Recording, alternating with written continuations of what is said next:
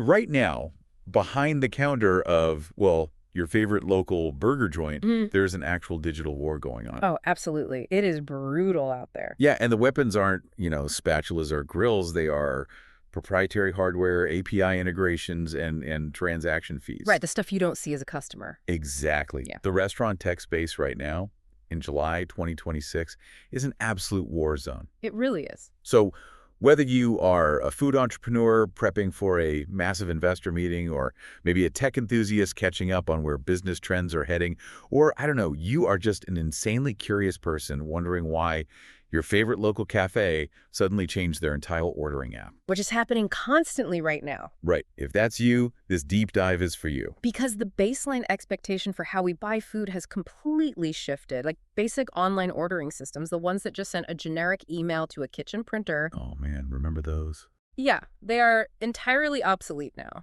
We are looking at a massive evolution where the software running the show can literally make or break a business's ability to survive. Which brings us to our mission for today. We have a huge stack of research breaking down the current state of restaurant technology. A very thick stack. Yeah, specifically focusing on the great migration away from a platform called Flipdish in 2026. We are going to extract the vital nuggets of knowledge from this data. Because we really need to understand the underlying mechanics of why restaurants are fleeing such a massively popular platform. We are going to dissect 6 major competitors actively trying to take its place. And, we're going to decode what this means for the entire future of the food business. So to understand where the industry is heading, we first have to examine the catalyst for all this movement, right? Right. Flipdish became a behemoth for a very good reason. Its core pitch was incredibly appealing to independent operators. It was basically, hey, reduce your dependency on big third-party delivery apps. Which everyone wanted to do. Exactly. They offered an omni-channel approach, meaning that whether a customer is ordering on a website, a mobile app, maybe a self-service kiosk in the lobby. Or sitting at a table scanning a QR code. Yeah, all that data flows into one centralized system. Okay, let's unpack this setup, because on paper, that centralization sounds like a dream. Flipdish is essentially an all-in-one restaurant management platform. Right. They use a modular pricing system, which starts at around 49 euros a month, just for a branded online ordering website. It's just a website, yeah. And then it scales up to roughly 99 euros a month annually for bundled point-of-sale and ordering packages. You get real-time analytics, integrated loyalty programs, and their customer support is generally praised as being highly responsive. The theory behind the platform is solid. It really is. Right. But the operational reality is causing severe friction. Yeah, the research really highlights this. Users are reporting significant pain points, primarily centered around hardware reliability. Right, the kiosks. Yeah, when a restaurant relies on proprietary kiosks and payment terminals, a software crash isn't just an IT issue. No, it's a disaster. It means a line of hungry customers staring at a black screen while the kitchen just completely stalls out. And people get angry fast. Very fast. Furthermore, there are feature gaps that become glaring as a business scales. Things like advanced tax reporting and intricate accounting categorization. Those are really limited on their basic plans. Which sounds like a nightmare. Oh, it creates an absolute nightmare for bookkeepers trying to reconcile the week's revenue. And the data shows the biggest breaking point is the pricing complexity. Because of that modular per-site billing, multi-location spots are getting absolutely hammered. Oh, for sure. Honestly, looking at how the fees stack up, Flipdish's modular pricing is a lot like buying a ticket on a budget airline. It gives a perfect way to look at it. Right. That 49 euro base fare looks incredible when you're just browsing online. But the moment you actually go to the airport, you realize you need a carry-on bag, a bottle of water, maybe you want to choose your seat. You want to actually sit with your family. Exactly.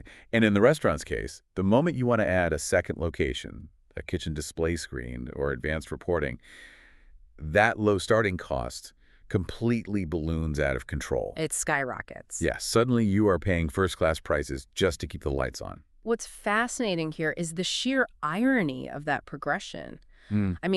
Flipdish built its reputation as the savior, designed to reduce dependency on marketplace apps that were bleeding restaurants dry. Right. They were the good guys. Yeah. Yet, by locking operators into proprietary hardware and complex modular tiers, the platform created its own distinct form of lock-in and operational frustration. Wow.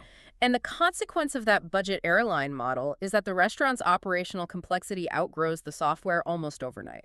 So you basically escape the delivery app trap just to Yeah. walk straight into a vendor lock-in trap. Exactly. And operators in 2026 are exhausted by the shell game. The research shows a massive demand for pricing transparency and clarity on the total cost of ownership.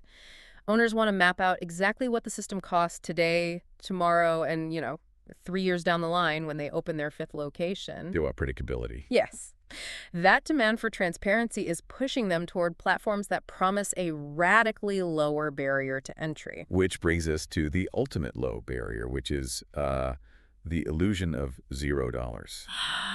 Yes, the free tier. Right. Our research highlights two massive players here, Toast POS and Square Point of Sale. Both platforms boast a starting plan of $0 a month. Which sounds unbeatable. It does, but I have to push back on this because free is never actually free in the tech world. No, absolutely not. Wait, if they both boast a $0 monthly fee, aren't they basically the exact same thing? And free is never really free, right? So the catch has to be in the transaction volume. You nailed it. They're just shifting the financial burden away from the software license and directly onto the merchant processing. So they are taking a cut of every single burger sold. Yes, exactly. That shift from a fixed monthly subscription to a variable transaction fee completely changes a restaurant's financial modeling. Okay, so let's talk numbers. So Toast's transaction fee sits around 2.49% to 2.99% plus 15 cents per order. Okay. And Square operates on a very similar model, hovering right around 2.6% plus 15 cents. They are monetizing the volume of the business. So if the pricing model is basically identical, and they both essentially work on a pay-as-you-play structure, the deciding factor has to be what happens in the physical kitchen when a massive dinner rush hits. That is the real differentiator, yeah. Like, how do they handle the chaos differently? Well, it comes down to the underlying architecture of the platforms. Toast POS is built exclusively and entirely for the food and beverage industry. Okay. The mechanics of the software are designed for a growing quick-service restaurant, often called a QSR. Like a fast casual place. Right. Imagine a high-volume taco shop. When an order is taken at the front register, Toast natively routes that information to specific kitchen display systems, or KDS. So it splits the ticket up. Exactly. The grill station gets the ticket for the meat, while the expo station gets a simultaneous ticket to prep the salsa and tortillas. Oh, that's smart. And the online orders automatically sequence into the same digital queue as the walk-in orders, preventing the kitchen from crashing. Okay, but Toast only gives you that basic infrastructure for free. Right. If you want the advanced kitchen routing and built-in loyalty programs, their core POS plan jumps to around $69 a month per location, scaling up as you add complexity. Yeah, they hook you with the $0, and then you realize you need the premium tools. And what about Square? Square, conversely, is engineered to eliminate friction entirely. It is the ultimate tool for a weekend pop-up, a roaming food truck, or a small independent cafe that just sells pastries. The places that don't need a heavy kitchen display. Right. The beauty of Square is that you don't need 3 days of staff training to understand the interface. You create an account, plug in a card reader, and you are processing payments in 10 minutes. That is incredibly low barrier. But if that small cafe suddenly expands into a massive multi-room dining operation, Square's basic setup will struggle. It forces the owner into premium plans that run up to $149 a month just to handle the operational load. So as an operation grows from a simple food truck swiping credit cards into a complex physical dining room with seated guests, a basic payment processor just isn't enough anymore. No, not at all. The tech needs evolve into something highly specialized. And that evolution forces operators to look beyond Toast and Square. They need systems built specifically for the intricacies of managing a physical space, which brings platforms like Touch Bistro and Epos Now into the conversation. Let's break down the mechanics of those two, because they represent what I call the dine-in purists and the hybrid hustlers. I like that distinction. Touch Bistro is an iPad-based system that is hyper-focused on in-restaurant dining. We are talking deep functionality for course management, splitting complex bills across large parties, and mapping out intricate floor plans. Stuff that a food truck definitely does not need. Exactly. It starts at $69 per user per month. And crucially, if you want online ordering, that's an extra $50 a month because their primary focus is the physical table. Touch Bistro's architecture relies on a local network connection, which is really interesting. It typically communicates with a Mac Mini acting as a local server in the restaurant's back room. Oh, so it's not purely cloud-based. Right. This means if the neighborhood's internet goes down on a busy Friday night, The iPads can still talk to each other, and the kitchen printers keep firing. That is a massive safety net. It's huge. Then you have EPOS Now, which is a totally different beast. This is a cloud-based point of sale starting around $39 a month for software or $79 if you bundle their proprietary hardware. Yeah, EPOS Now specifically targets hybrid retail restaurant businesses. Here's where it gets really interesting because the technology you choose essentially defines your operational identity. Absolutely. Think of it conceptually. EPOS Now is like the central nervous system of a department store. It sees a poured latte, a bagged pastry, and a branded t-shirt as the exact same thing. Just a SKU moving out the door. Exactly, a SKU moving out the door. It manages retail inventory just as effortlessly as a food menu. And that contrasts sharply with Touch Bistro's underlying philosophy. Right, Touch Bistro is more like an air traffic controller. It isn't built to ring up retail items quickly. It is hyper-obsessed with the timing of table four's appetizers landing exactly 10 minutes before their hot entrees. You wouldn't use an air traffic controller to manage a grocery store checkout line? No, it would be a disaster. If we connect this to the bigger picture, it reveals a fascinating tension in how technology interacts with physical space in 2026. How so? Well, the baseline expectation from consumers today is seamless omni-channel capability. They want to order from an app on their couch, a kiosk in the lobby, or from a waiter at a table, all with the exact same ease. Yet, these specialized platforms force a business owner to choose a primary operational identity. The software demands to know, like, are you a retail space that occasionally serves food, or are you a formal dining room that happens to do takeout? It completely flips the traditional logic. You would think the architect designs the physical building and the tech just fits inside it, but the software is actually dictating the blueprint. I highly encourage you, as you listen to this deep dive, to critically examine how software limits or expands a floor plan. Yeah, it's a great point to think about. If an operating system makes tableside split billing and coursing effortless, the waitstaff will naturally spend more time at the table upselling wine and creating a hospitality experience. It encourages that behavior. Yes. But if the software is engineered for high-speed, barcode-scanning retail checkout, that same physical space will organically evolve into a fast-paced grab-and-go line. Because it's what the tool is best at. Exactly. The software isn't just a passive tool. It operates as an active architect of the customer experience. Okay, so if platforms like Touch Bistro and EPOS Now are actively dictating the physical floor plan, what happens to the operators who realize they don't even want a physical dining room anymore? The cloud kitchens. Right, the businesses whose entire operation is moved online, fighting a war against massive marketplace apps like DoorDash and Uber Eats. Are they just left at the mercy of those tech giants? That shift to a purely digital battleground brings us to platforms like ChowNow, which operate on a fundamentally different value proposition than everything we have discussed so far. ChowNow's pitch is entirely about commission-free ordering for independent restaurants. Right. They're offering a lifeboat away from the brutal 20 to 30% fees that the big delivery apps take on every single order. Which are just staggering fees. Yeah. In exchange, ChowNow provides a custom-branded website and mobile app, and they sync a restaurant's ordering profile across Apple Maps, Google, and Yelp. So they are putting you everywhere. Exactly. So when someone searches pizza near me, they are routed to order directly from the restaurant, bypassing the marketplace completely. The catch, of course, is their pricing structure. It is steep. It costs between $119 and $298 a month. Wow. Plus a transaction fee of 2.95% and 29 cents per order on top of initial setup fees. That is not cheap. No, it's not. Let me play devil's advocate here and run some quick, accessible math.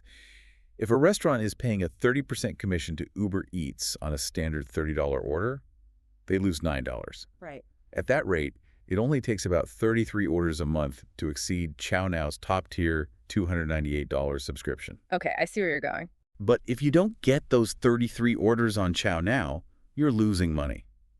Is paying a massive $298 subscription every single month really a better business move than just letting the big delivery apps handle it and taking the 20% hit per order? Isn't it safer to just let the giants handle the tech infrastructure and only take the financial hit when an actual order comes in? If you only evaluate the immediate short-term math on a per-order basis, sticking with the delivery apps does feel like a safer harbor. It seems less risky. It does, but viewing it purely through the lens of commission fees misses the mechanical advantage of Chow Now, which is all about data ownership. Okay, walk us through that mechanism. When a restaurant relies entirely on third-party marketplace apps, they Yeah, never actually meet their customer digitally. right. If a consumer orders a burger through a major app, the local restaurant doesn't receive the customer's email address. They don't have access to the person's historical ordering data. The app hides all of that. Yes. The tech giant owns the relationship entirely, effectively treating the local restaurant as a ghost kitchen that merely fulfills a printed ticket. The restaurant has zero ability to re-engage that customer. So with Chow Now, you aren't just paying a massive monthly subscription to avoid a 30% tax. No. You are literally buying your own customers' data back. Precisely. Because Chow Now routes the transaction through a white-labeled system, the restaurant gains full access to the diner's contact information. And that data access allows local spots to build automated loyalty loops. The mechanics of that are incredibly powerful. I mean, instead of crossing your fingers and hoping a customer opens a delivery app and has to scroll past your restaurant's logo again, Which is a huge gamble. yeah, instead of that, you have their email. The system can recognize that a customer hasn't ordered in 3 weeks and automatically send an email on a Tuesday afternoon saying, hey, we know you love our spicy chicken sandwich. Here is 10% off for dinner tonight. You are building long-term equity in your own brand. You are establishing a direct line of communication rather than constantly renting your audience from third-party platforms that could just change their algorithm tomorrow. Which happens all the time. Right. For a serious, growth-minded, independent restaurant, the ability to run automated CRM customer relationship management is worth vastly more than a $298 monthly fee. It makes complete strategic sense. You are paying a premium to buy your independence from the marketplaces. Absolutely. But what if an operator wants to take that independence to the absolute extreme? Like, what if a business is so fed up with recurring SaaS subscriptions, modular pricing tiers, and transaction fees that they want to bypass the entire rental economy? Then they start looking at the nuclear option of restaurant technology. Enter Enatega. This is a really fascinating pivot in the research. Enatega operates as an open source platform. Which is rare in this space. Yeah. There is a one-time payment for the software license, and after that, 0 monthly SaaS fees. The restaurant assumes total ownership of the entire ordering ecosystem. They own the code base, the infrastructure, the customer data, and the branding.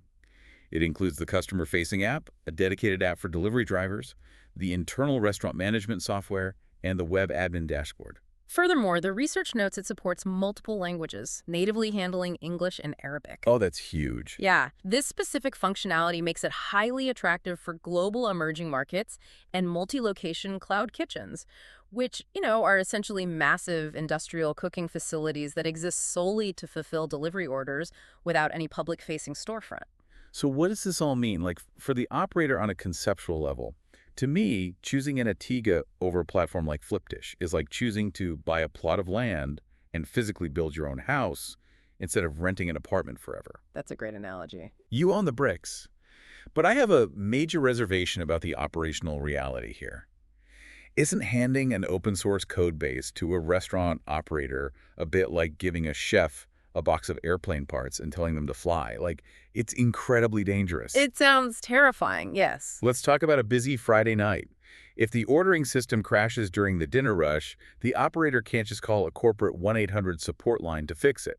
They are entirely on their own, right? The risk of an unassisted Friday night crash is the exact trade-off for 0 monthly fees. However, we need to clarify the mechanics of open source in this specific commercial context. Okay, clarify away.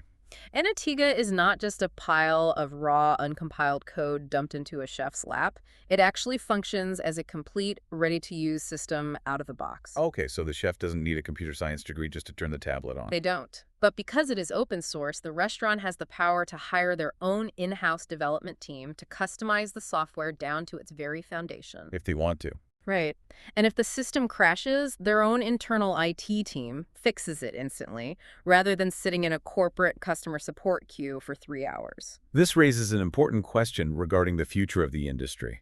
Are we witnessing the beginning of the end for the traditional SaaS subscription model for large food entrepreneurs? When you look at the profit margins of scaling a business, the open source model becomes incredibly compelling. It really does. Imagine an operator running a 20-location cloud kitchen empire. If they are paying $99 a month per location, plus percentage-based transaction fees, plus proprietary hardware rentals to a company like Flipdish, That adds up fast. that software stack creates a massive continuous bleed on their annual revenue. The larger they grow, the more they are penalized financially. It basically scales their expenses linearly with their success. Thousands and thousands of dollars just evaporating into monthly software licenses. But by purchasing a one-time license for an open-source system like Enatega, the financial modeling completely inverts. The technology costs essentially flatline. Because it's already paid for. Exactly. It doesn't matter if the operator opens 20 more locations or processes 10,000 more orders a month, the software cost remains static. In the hyper-competitive landscape of 2026, controlling fixed costs to that degree provides a monumental competitive advantage. It completely flips the economics in favor of the restaurant operator, rewarding growth instead of taxing it. And that brings our entire deep dive full circle. We started out trying to understand the mechanical reasons why businesses were fleeing the modular traps of Flipdish, and we ended up examining a model that completely reinvented how a restaurant acquires and owns its technology. Navigating this landscape requires an intensely strategic mindset. An operator can no longer just pick a point-of-sale system because the interface looks sleek or the hardware matches the decor. No, it's way past that.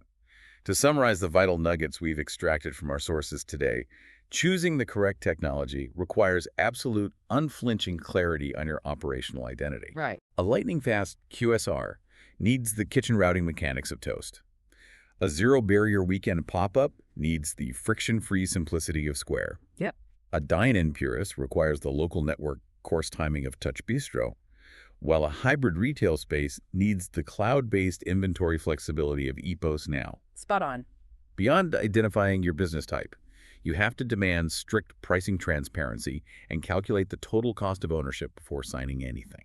And most critically, if you are planning to migrate away from a platform, you must understand exactly how your historical customer data will be extracted and transferred. Yes, the data is gold. Our research confirms that platforms like Toast, ChowNow, and Square do support data migration for menu items and basic transaction records, but moving digital infrastructure is precarious. You need a highly concrete migration plan before you sever ties with your current provider. You absolutely cannot just wing a database migration. Well, we have covered a massive amount of ground today, exploring everything from the hidden costs of transaction fees to the extreme independence of open source coding. It's a lot to take in. It is. But before we wrap up this deep dive, we want to leave you with a new lens through which to view your everyday world. The next time you order takeout for dinner, or the next time you sit down at a local cafe and scan a barcode to grab a coffee, Take a close look at the digital screen processing your order. Whether it is a freestanding kiosk in the lobby, the iPad swiveling on the counter, or the app resting in the palm of your hand. Look at that interface and ask yourself, who truly owns this transaction? Is your loyalty to the chef who is sweating in the kitchen, carefully preparing your meal? Or is your loyalty actually to the invisible software platform sitting quietly between you and your food, extracting its data and taking its cut? understanding the mechanics of that invisible layer changes how you see the entire hospitality industry. It really does. Thank you for joining us on this deep dive. It's been an incredibly fascinating exploration into the systems feeding us. Until next time, keep questioning what's operating behind the screen.